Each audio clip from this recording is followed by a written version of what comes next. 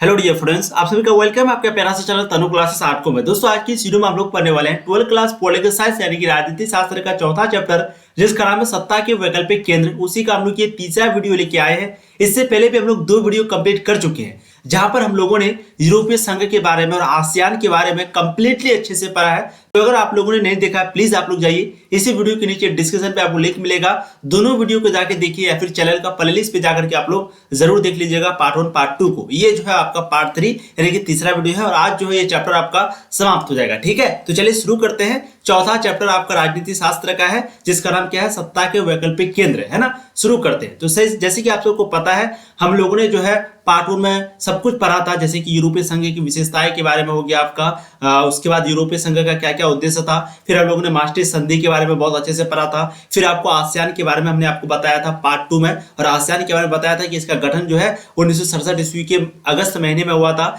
जिस समय ASEAN, Singapore, Philippines, Malaysia और इंग्लैंड जो है ये सभी उस समय हस्ताक्षर करके इसकी स्थापना किए थे, है ना।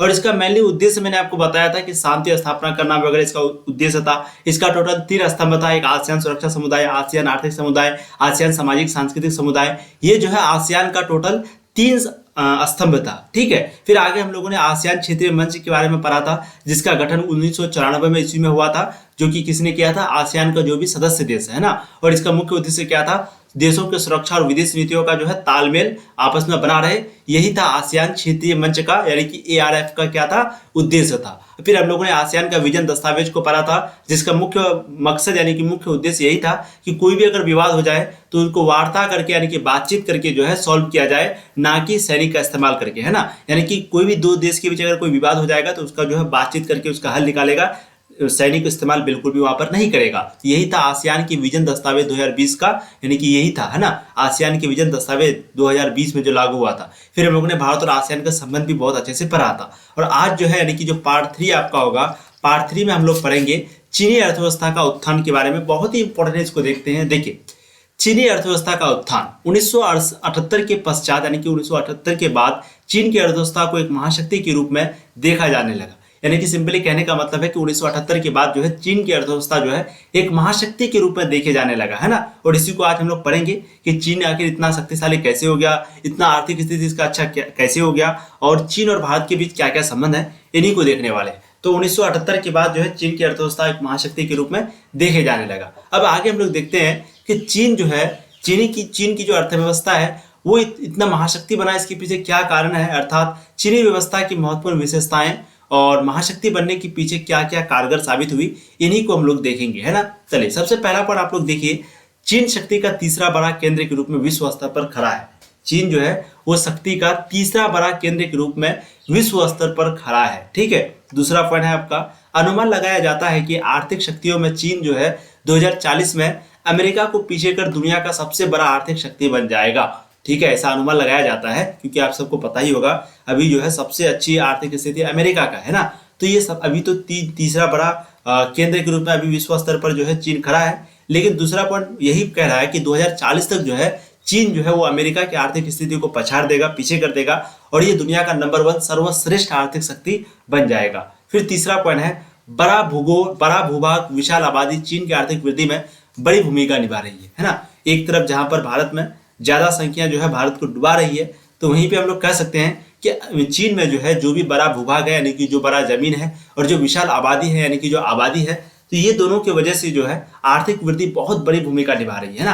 आर्थिक वृद्धि जो है एक चीन आबादी की वजह से, जनसंख्या की वजह से, और एक जमीन की वजह से, इन दोनों की वजह से चीन की जो आर्थिक वृद्धि है यानी कि जो ग्रोथ है वो बहुत ज्यादा भूमिका निभा रही है, बहुत तेजी से बढ़ रही है। अगला पॉइंट है, 1949 ईस्वी में माओ की अगुवाई में चीन में साम्यवादी क्रांति के बाद चीनी जनवाही गणराज्य की स्थापना हुई। और 1949 में जो है माओ की अगुवाई में, देख लीजिएगा माओ, जैसे यहाँ पर कांग्रेस है उसी तरीके से यहाँ पर माओ है, जैसे यहाँ पर पार्टी का नाम सिंपली है ना, तो माओ की अगुवाई में, अच्छा ये माओ अलग होगा, यहाँ पर पार्टी अलग है, माओ अलग है। तो 1950 ईस्वी में माओ की अगुवाई में चीन में साम्यवादी क्रांति के बाद चीनी जनवाही गणराज्य की स्थापना हुई। साम्यवादी चीन ने पूंजीवादी छोड़ सोवियत से सलाह तथा सहायता प्राप्त की, है ना। और जो साम्यवादी चीन है वो पूंजीवाद वाला रास्ता छोड़ दिया, पूंजीवाद जो कि अमेरिका का था, जिसका मतलब क्या था, पूंजीवाद का सिंपली मकसद था कि जो भी आपका प्रॉपर्टी है उसका मालिक आप खुद है, यानी कि प्राइवेटाइजेशन, है ना, प्राइवेटाइजेशन, ये है आपका पूंजीवादी।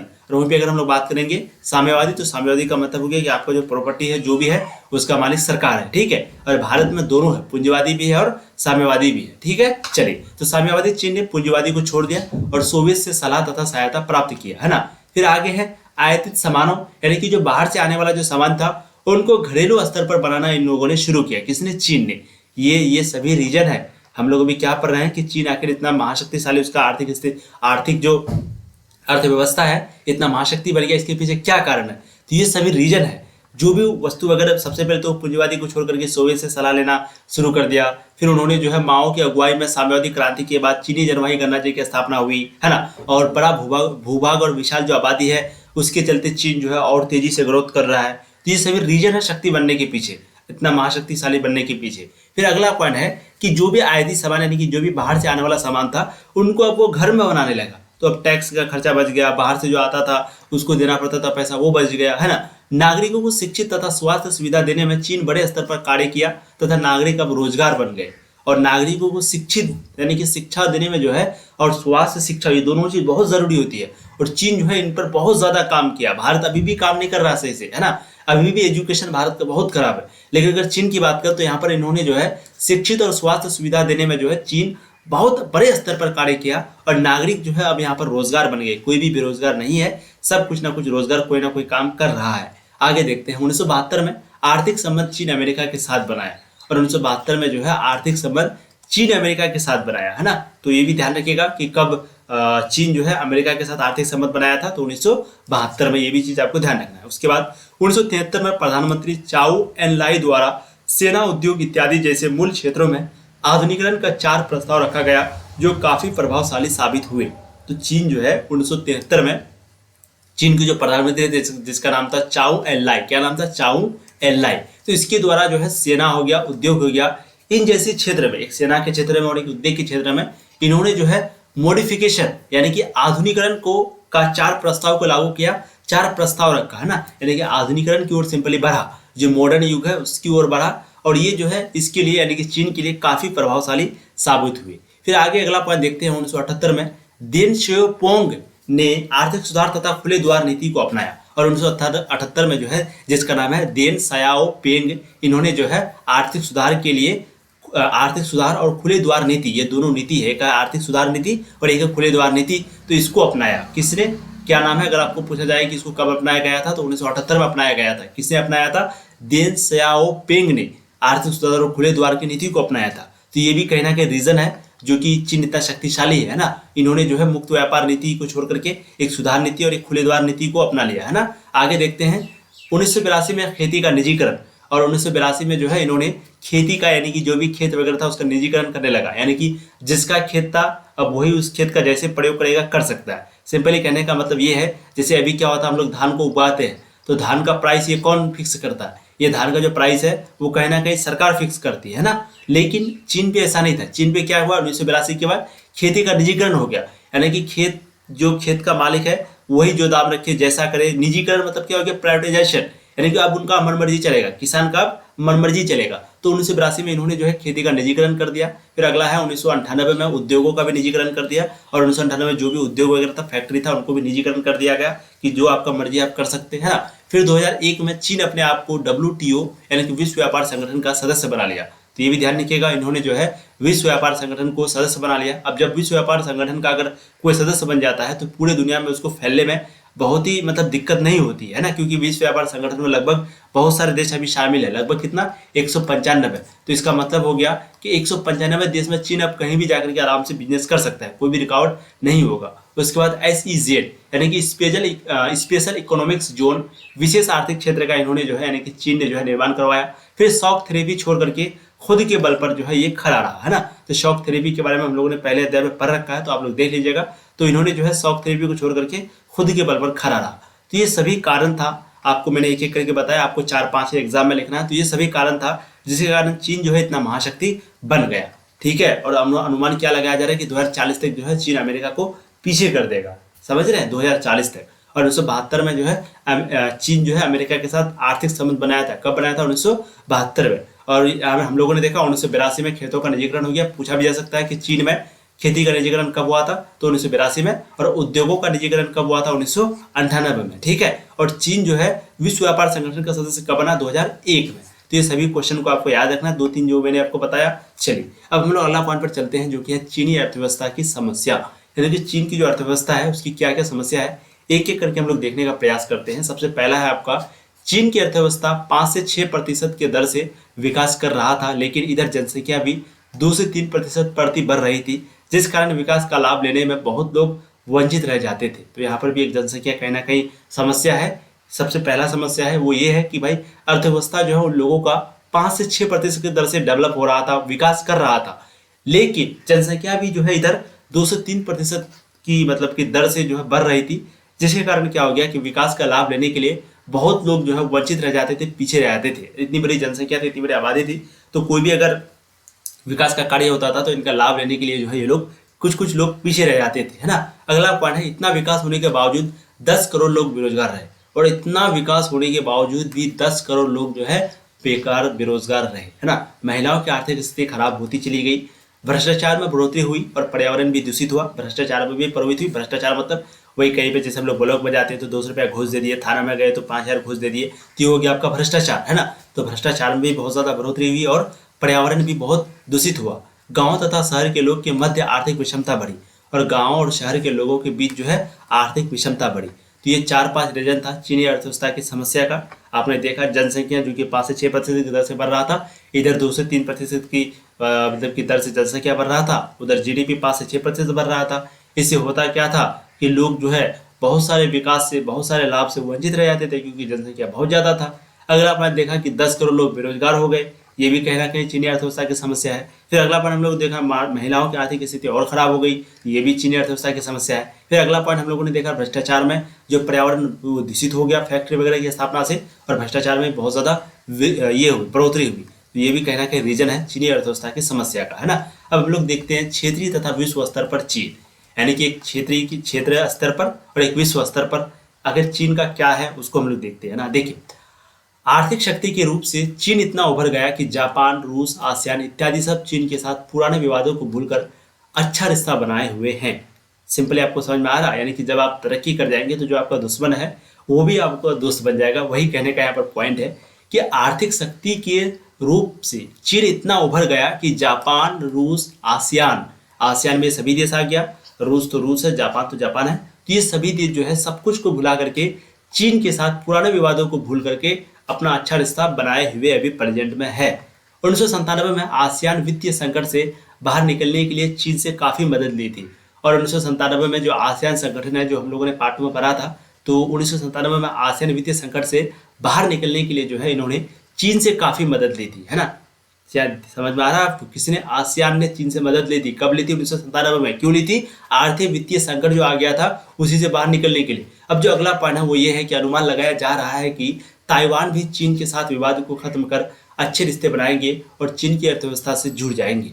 और ऐसा अनुमान लगाया जाता है क्योंकि ताइवान के बीच और चीन के बीच जो है बहुत ज़्यादा विवाद चल रहा है, तो ऐसा अनुमान लगाया जाता है कि ये जो है ताइवान के चीन के साथ भी सारे विवादों को खत्म, ताइवान भी चीन के साथ विवादों को खत्म कर अच्छा रिश्ता बनाएगा और चीन की अर्थव्यवस्था में जुड़ जाएगा। चीज़ आपको समझ में आ रही है। अब अगला पॉइंट हम लोग देखते हैं, चीन और भारत के बीच क्या क्या संबंध है। देखिए, वैसे तो वर्तमान में चीन भारत संबंध काफी बुरा स्थिति में है। चीन तथा भारत एक समय एशिया के महाशक्ति थे। हिंदी चीनी भाई भाई का नारा भी एक समय प्रचलित था, पर सीमा विवाद के चलते सैन्य संघर्ष ने दोनों को एक दूसरे से अलग कर दिया, है ना। तो चीन और भारत का संबंध में हम लोग पढ़ रहे हैं और बहुत ही इंपॉर्टेंट है, तो प्लीज ध्यान से मेरी बातों को सुनिएगा। तो अभी हम लोग जैसे देखते हैं कि चीन और भारत का जो संबंध है वो काफी खराब है। आप लोग देखते हैं कई बार लड़ाई हुआ है। चीन 5 किलोमीटर हम लोगों का भारत को कब्जा कर लिया था, लेकिन कुछ पीछे गया, लेकिन अभी भी जो है वो कब्जा करके बैठा है। ऑक्साई चीन पर पे ऑक्साई जो चीन है नाम है जगह का, तो वहाँ पे अभी भी वो जो है लद्दाख के बगल में है, तो वहाँ पे जो है चीन अभी भी कब्जा करके बैठा है। वैसे अगर बात करें सिक्किम के बारे में, तो सिक्किम पर भी बहुत ज़्यादा वो लोग कब्जा करके बैठा है ना, चीन लोग। और सिक्किम के बारे में कहा जाता है कि जब सिक्किम के लोग रात को सोते हैं तो उनको ये पता नहीं होगा कि दिन को शायद हो सके हम लोग चाइना में जाएंगे या फिर हो सके हम लोग इंडिया में रहेंगे, है ना। ऐसा सिक्किम, जैसे आप मान लेते सिक्किम में तो आप सोए, तो आप ये सोच करके वहाँ के लोग सोता है कि भाई अभी तो हम सो जाते हैं, लेकिन सुबह का पता नहीं है सुबह चीन वाले देश में जाके रहेंगे या फिर भारत में। तो कुछ इस प्रकार का अभी भी समस्या है और संबंध है भारत और चीन का, ठीक है। तो देखिए, वैसे तो वर्तमान में चीन और भारत संबंध जो है काफी बुरा है, बिल्कुल सही बात। चीन तथा भारत एक समय एशिया के महाशक्ति थे, है ना, एशिया के महाशक्ति थे चीन और भारत। हिंदी चीनी भाई भाई का नारा भी एक समय बहुत ज्यादा प्रचलित था, पर सीमा विवाद के चलते सैन्य संघर्ष ने दोनों को एक दूसरे से अलग कर दिया, है ना। और सीमा विवाद के चलते जो है जो भी सैन्य संघर्ष हो रहा था सीमा विवाद बॉर्डर को लेकर के, तो इन दोनों को एक दूसरे से अलग कर दिया और एक दोनों देश को एक दोनों दूसरे का बहुत बड़ा दुश्मन बना दिया। अब आगे देखते हैं कि भारत और चीन के बीच जो महत्वपूर्ण घटनाएं हुई थी वो घटना क्या क्या है, इसको एक एक करके हम लोग देखते हैं। देखिए, भारत और चीन के बीच जो भी महत्वपूर्ण घटनाएं हुई थी उनमें से जो सबसे पहला घटना है आपका जो कि काफी इंपॉर्टेंट है वो ये है कि 1950 में चीन ने भारत के क्षेत्र तिब्बत पर कब्जा कर लिया तथा वहां बस्तियां बसाना शुरू कर दिया। ठीक है, तो ध्यान रखिएगा, चीन जो है 1950 में चीन ने जो है भारत के क्षेत्र एक तिब्बत था, आप सबको पता ही होगा, तो चीन अभी भी तिब्बत को कब्जा करके रखा है। तो उन्होंने कब कब्जा किया था? 1950 में। ठीक है, जो भी भारत का क्षेत्र था तिब्बत वहां पर कब्जा कर लिया और वहां पर बस्तियां बसाना जो है उन्होंने शुरू कर दिया। फिर आगे देखिए, चीन भारत के अरुणाचल प्रदेश के कुछ इलाका तथा लद्दाख के ऑक्साई चीन पर अपना अधिकार जमाने के चलते 1962 में भारत चीन युद्ध हो गया। हालांकि इसमें भारत को पीछे हटना था। ठीक है, तो चीन भारत के अरुणाचल प्रदेश के कुछ इलाका तथा लद्दाख के ऑक्साई चीन पर अपना अधिकार जमाने के चलते, ध्यान रखिएगा, वो अरुणाचल प्रदेश में और अच्छा वो अरुणाचल प्रदेश के लोग बात करते हैं, सिक्किम नहीं होगा ना, सॉरी अरुणाचल प्रदेश होगा, सॉरी फॉर दैट। मैंने कहा ना कि एक ऑक्साई चीन पर जो है चीन कब्जा करके रखा है जो कि लद्दाख के बगल में है, और एक अरुणाचल प्रदेश पर उन लोगों ने कब्जा करके रखा है ना। और अरुणाचल प्रदेश के लोग जब सोते हैं तो उनको पता नहीं रहता है कि कल कहाँ रहेंगे। ठीक है, तो चीन जो है भारत के अरुणाचल प्रदेश के कुछ इलाका और लद्दाख का एक जगह है जिसका नाम है ऑक्साई चीन, वहां पर अपना अधिकार जमाने के चलते 1962 में जो है भारत और चीन के बीच युद्ध भी हुआ है। हालांकि इसमें भारत को पीछे हटना पड़ा था। ठीक है, उसके बाद 1970 के दशक के बाद चीन के रुख में परिवर्तन आया और 1970 के दशक में चीन का रुख में जो है परिवर्तन आया। 1976 में दोनों देशों के बीच कूटनीतिक संबंध समाप्त हो गए। जो भी कूटनीतिक संबंध था दोनों देशों के बीच भारत और चीन के बीच समाप्त हो गया। फिर 1981 में दोनों देशों के मध्य बातचीत शुरू हुई तथा सीमा विवाद को लेकर बहस हुआ, है ना, दोनों के बीच कन्वर्सेशन शुरू हुआ और जो भी सीमा विवाद को लेकर बहस हुआ। फिर 1988 के दिसंबर महीने में भारत के प्रधानमंत्री राजीव गांधी द्वारा संबंध सुधार हेतु चीन का दौरा भी किया, है ना। और 1988 के दिसंबर महीने में भारत के जो प्रधानमंत्री है राजीव गांधी, उन्हीं के द्वारा एक संबंध में सुधार हेतु, यानी कि ये जो संबंध था, जो खराब स्थिति था भारत और चीन के बीच जो भी संबंध विवाद था उसमें सुधार हेतु उसको ठीक करने के लिए जो है राजीव गांधी 1988 के दिसंबर महीने में जो है चीन का दौरा भी किया, है ना। तो पूछा भी जाएगा कि राजीव गांधी चीन कब गए थे, तो 1988 में गए थे दिसंबर महीने में। उसका मकसद क्या था कि जो भी भारत और चीन का विवाद है उसको सही किया जाए। फिर आगे देखिए, सीमा पर व्यापार के लिए 4 पोस्ट खोले जाने पर राजीव गांधी ने समझौता किया, साथ ही साथ बहुत सारे समझौते पर हस्ताक्षर किए, है ना। ध्यान रखिएगा, ये सभी पॉइंट बहुत इंपॉर्टेंट है। तो सीमा पर व्यापार के लिए 4 पोस्ट खोले जाने पर राजीव गांधी ने समझौता भी किया और साथ ही साथ बहुत सारे समझौते पर उन्होंने जो है हस्ताक्षर किए। 1999 में भारत और चीन के बीच 30% वर्ष की दर से व्यापार बढ़ा और 1999 में भारत और चीन के बीच जो है 30% वर्ष की दर से, यानी कि टोटल मान लेते हैं अगर $100 का बिजनेस होता था तो यही $100 जो है वो $130 हो गया, यानी कि 30% जो है बिजनेस में वृद्धि हुआ और भारत और चीन के बीच कब? 1999 में। ठीक है, फिर आगे देखते हैं 1992 में 33 करोड़ 80 लाख डॉलर की द्विपक्षीय व्यापार हुआ तथा जो 2017 में बढ़कर 84 अरब डॉलर तक पहुंच चुका है। चीजें आपको समझ में आ रही है कि 1992 में जो है टोटल 33 करोड़ 80 लाख डॉलर का द्विपक्षीय व्यापार हुआ, जो कि 2017 में बढ़ करके कितना हो गया? 84 अरब डॉलर तक पहुंच चुका था 2017 में, यानी कि जस्ट 5 साल पहले। फिर 1998 में भारत के परमाणु हथियार परीक्षण का चीन ने नाराजगी जाहिर की और फिर 1998 में, क्योंकि आप सबको पता है 1998 में जो है भारत ने द्वितीय परमाणु परीक्षण किया था, तो यही 1998 में जो है भारत के परमाणु हथियार परीक्षण का चीन ने नाराजगी जाहिर की थी। चीन जो है हमेशा खिलाफ रहा है कि भारत के पास आखिर परमाणु बम क्यों है, क्योंकि आप सबको पता ही है चीन और पाकिस्तान ये दोनों कहीं ना कहीं इंडिया का दुश्मन है। ठीक है, जैसे भी हो, चाहे जम्मू कश्मीर मामले को लेकर के हो या कोई बिना मतलब का जगह के लेकर के हो, तो इन दोनों के बीच परमाणु बम भी है। अब मान लो हम लोग के पास परमाणु बम नहीं रहता तो हम लोग अभी कहाँ रहते, हम लोग पर अभी तक ये लोग कब्जा कर लेता है ना। तो यही रीजन है कि हम लोग जो परमाणु बम बनाए हैं, जो हथियार बनाए हैं, तो इन पर पाकिस्तान तो नहीं है लेकिन चीन जो है बहुत ज़्यादा नाराज है और हमेशा हम लोगों के खिलाफ बात करता है इसी को लेकर के कि आखिर वो ये कैसे कर सकता है। ठीक है, तो 1998 में भारत के परमाणु हथियार परीक्षण का चीन ने जो है नाराजगी जाहिर की। तो चीज़ें आपको समझ में आ गई, भारत और चीन के बीच क्या क्या घटनाएं हुई महत्वपूर्ण उनको देखा, भारत और चीन के बीच संबंध को हम लोगों ने देखा। क्षेत्र तथा विश्व स्तर पर चीन का क्या क्या रोल है उसको हम लोगों ने देखा, क्या क्या भूमिका है इसको हम लोगों ने देखा। अब हम लोग जो लास्ट टॉपिक है आपका जो कि है जापान की कहानी उन्हीं की जुबानी, इसको बहुत अच्छे से पढ़ते हैं। ये आपका एनसीईआरटी में लिखा हुआ है, जापान की कहानी उन्हीं की जुबानी। ये कहाँ पे लिखा हुआ है? एनसीईआरटी बुक में। ठीक है, देखिए जापान की कंपनी है जिसका नाम है Sony, Canon, Honda, Panasonic, Mazda, Toyota. ध्यान रखिएगा जापान में कौन कौन सा कंपनी है, एक बार आप लोग स्क्रीनशॉट ले लीजिए। एक जो सोनी कंपनी का आप लोग मोबाइल चलाते हैं, सोनी हो गया, कैनन हो गया, होंडा हो गया, पैनासोनिक हो गया, माजदा हो गया, टोयोटा हो गया, टोयोटा। ये सभी कंपनी कहाँ पर है? जापान में। ठीक है, जापान 1964 ईस्वी में आर्थिक सहयोग तथा विकास संगठन यानी कि organisation for economics cooperation and development OECD, क्या है? OECD इसका सदस्य बना। तो अगर आपको प्रश्न पूछा जाए कि सबसे पहले जापान की कंपनियां कौन कौन है निम्न में से, तो एक सोनी भी है, कैनन भी है, होंडा भी है, पैनासोनिक भी है, माजदा भी है, टोयोटा भी है। तो इनमें से कोई भी अगर आपका कंपनी आ जाए तो आपको उस पर टिक लगा देना है। उसके बाद जापान जो है 1964 ईस्वी में आर्थिक सहयोग तथा विकास संगठन इसी का जो है सदस्य बना। ठीक है, किसका? Organisation for economic cooperation and development यानी कि OECD इसका सदस्य बना। कौन? जापान। कब? 1964 ईस्वी में। ठीक है, फिर उसके बाद G7 ग्रुप में जापान एशिया का एकमात्र देश है। तो ये भी ध्यान रखिएगा, जो आपका G7 ग्रुप बना है यानी कि जो भी ग्रुप 7 है तो उसमें जो है इंडिया वगैरह तो कोई नहीं है, लेकिन जापान क्योंकि एशिया में, तो एशिया का सिर्फ एक देश है जो कि है जापान, वही जो है आपका G7 ग्रुप में शामिल है। ठीक है, ये भी ध्यान रखिएगा, जो आपका ग्रुप 7 है यानी कि जो G7 है जो संगठन है वहां पर एशिया का सिर्फ एक ही देश शामिल है, वो कौन है? जापान है। ठीक है, फिर जापान की आबादी के मुताबिक जापान विश्व का 11वां देश है। और जापान की अगर जनसंख्या की बात करें तो जनसंख्या के अनुसार जो जापान जो है वो 11वां नंबर पे है। तो ये भी इंपॉर्टेंट ऑब्जेक्टिव क्वेश्चन है, ध्यान रखिएगा।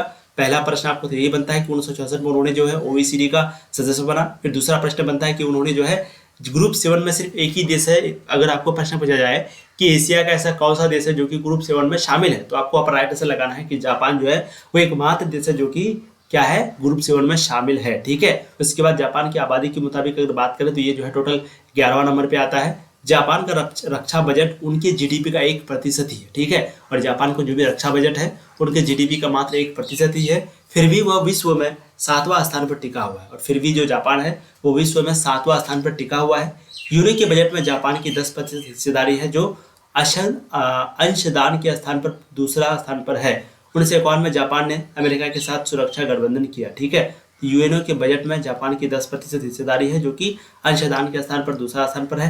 1951 में जापान ने अमेरिका के साथ सुरक्षा गठबंधन किया। ठीक है, तो ये भी ध्यान रखिएगा कि सुरक्षा गठबंधन जो है अमेरिका जापान के बीच कब हुआ? तो 1951 में। ठीक है, थैंक यू सो मच। जो भी इंपॉर्टेंट टॉपिक हमने आपको बताया है उसको एक बार आप लोग देख लीजिएगा। जितना भी येलो कलर में लगभग सभी इंपॉर्टेंट टॉपिक है, तो आप लोग अच्छे से रिवीजन कर लीजिएगा, हो सके तो नोट भी कर लीजिए। और प्लीज़ जो भी वीडियो को अभी तक लाइक नहीं किया लाइक कर दीजिए। किसी को भी पीडीएफ लेना हो तो इसी डिस्क्रिप्शन पे जाइए, आपको एक लिंक मिलेगा, वहाँ पर क्लिक करके जो है आप पीडीएफ ले सकते हैं। ठीक है, तो प्लीज़ वीडियो को लाइक कर दीजिएगा, चैनल को सब्सक्राइब कर दीजिएगा और एक बार जम करके अंत में शेयर कर दीजिएगा, ताकि आपके जितने भी दोस्त हैं वो भी इस वीडियो को देख पाए। तो सत्ता के वैकल्पिक जो सत्ता के वैकल्पिक केंद्र जो आपका चौथा चैप्टर था राजनीति शास्त्र का, वो अब समाप्त हो चुका है। अब इसके बाद हम लोग इसका जो भी इंपॉर्टेंट क्वेश्चन आंसर बनेगा, जो भी ऑब्जेक्टिव क्वेश्चन, सब्जेक्टिव क्वेश्चन, इन दोनों को करने का प्रयास करेंगे और बहुत अच्छे से आपको सभी प्रश्न जो है करवाएंगे और पूरी तैयारी आपकी यहाँ पर होगी, बिल्कुल नहीं घबराना है। ठीक है, थैंक यू सो मच। ऐसी पढ़ाई करते रहिए। All the very